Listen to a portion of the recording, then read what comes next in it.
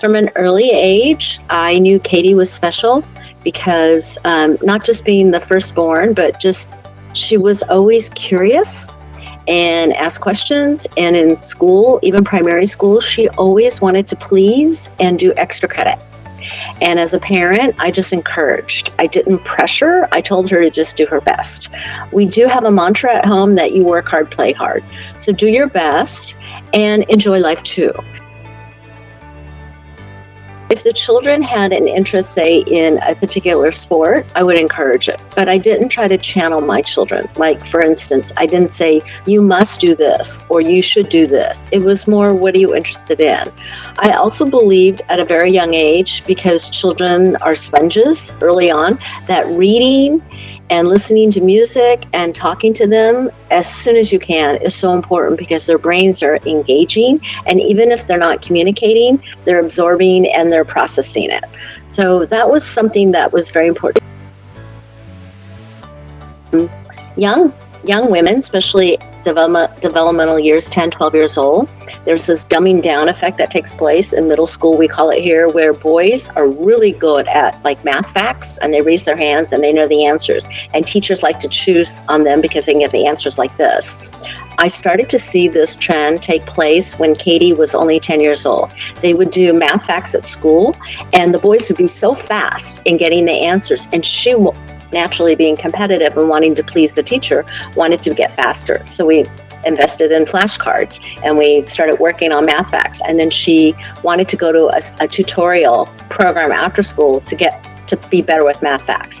I knew that if she were to enroll in this private all-girls school, that boys would not be a distraction, that it would be embraced for young women to be smart. That it would be cool to be smart. It would be cool to be a nerd. It would be okay. And then girls would take leadership positions and they would be encouraged to do well in all fields, especially math and biology. I just didn't want my girls to feel disadvantaged. So I made that conscious decision at an early age. When she was only maybe 8 years old, I enrolled her in a summer camp just to see if she would like it. And she loved it. She thrived. So then she drove the initiative to apply. It was very rigorous. It was like applying to college. So she applied and was accepted into this all-girls school. And then, of course, her sisters followed her. So I think that was a pretty smart decision on my part. I did encourage my daughters to do well in school, more important than anything else. I mean, they're nice girls and they have empathy and they love animals and they're kind human beings. But growing up, I always said, do well in school. That's important to me. And that was how I was raised and how my husband was raised. And I would often tell them, when you do well in school, it's not for me. I'm proud of you no matter what. But when you do well in school, you're going to do better off in life. And I don't want you to ever feel like you have to get married or you have to find a husband. You're going to be just fine because there's opportunities. And if you do well, especially for women, if you do well, you'll have a place at the table. So Katie has a master's. Her younger sister has a master's. Her baby sister is going to go for a graduate degree. It just gives them equal bargaining. Does that make sense? So I would encourage, especially parents of, girls, to encourage them to have a good education.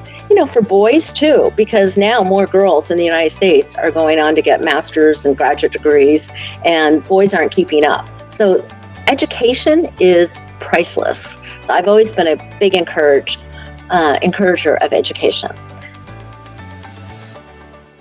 Well, I think if you want to have children and you really think about it, not everyone's supposed to be a parent, but if you want to have children, they're a gift.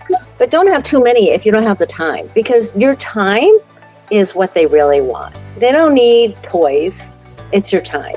But if you can only afford really your time to have two or one, that's okay. Don't feel you need to have, so many, because it takes up your time. And enjoy them. Enjoy them. They're God's gifts. You enjoy them. You give them so much love.